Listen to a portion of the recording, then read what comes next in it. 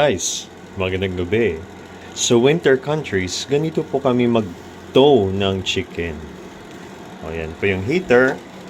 Ilalagay po dito yung heater. Para po, madaling ma-tow yung chicken. Yun lang po. Kung gusto mo po, pwede mo rin patayuin kaso baka masira yung faucet na to. So, ganun lang oh. This is how you tow the chicken in western countries.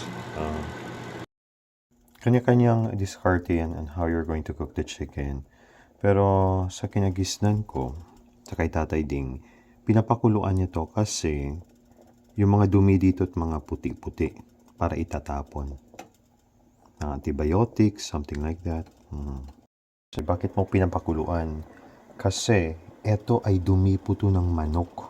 Hindi mo yan dapat kinakain ng diretsyo. So itatapon mo to. Sa kay Tatay, usually twice na to ginagawa. Make sure you have your ingredients. Ginger is optional. Laurel, dapat.